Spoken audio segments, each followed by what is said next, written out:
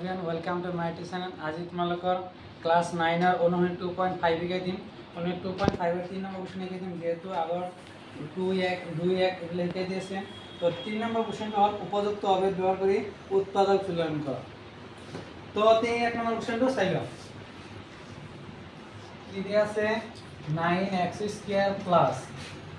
6xy + y² এইটো মানে কোশ্চেনটো কৈছে উপযুক্ত অভেদ ব্যবহার করে আমি এইটো উৎপাদন কৰিব লাগে তো না।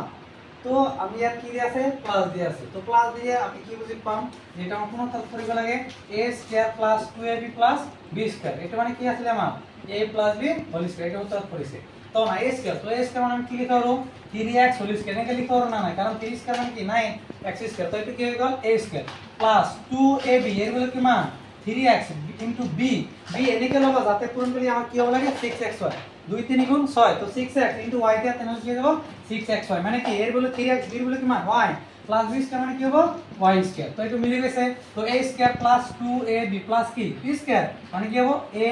+ b তো a + b হোল স্কয়ার এর মান কি মান 3x b বলে কি মান y হোল স্কয়ার মানে কি কে বলে কি বড় কি বলে এটাই आंसर। বাকি বুঝলো যেটো আমার কি আছে a² + 2b + b² বানানো লাগে তো এটা 9x² মানে কি নাই হয়ে গেল 3x মানে কি a² +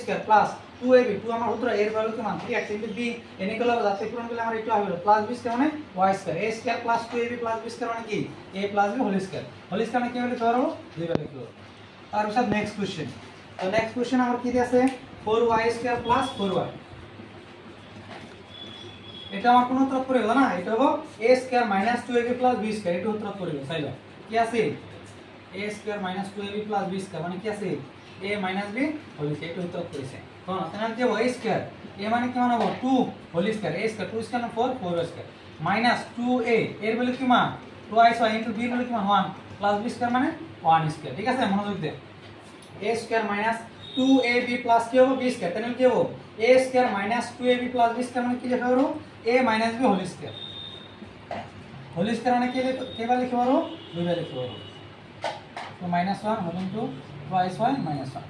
তো এটা বুঝিলাম। তার পিছত তোমার নেক্সট কোশ্চেন 3 নম্বর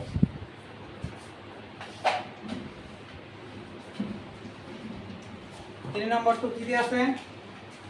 x² - y² /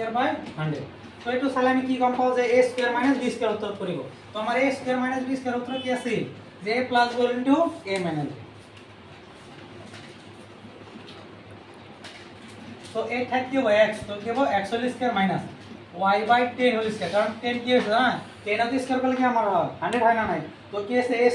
- b² মানে কি লিখব পারো a + b into a - b ইয়াত এর ভ্যালু কি মানে x b এর value y/10 whole into a - b এর ভ্যালু x b এর ভ্যালু y/10 এটা আমার आंसर।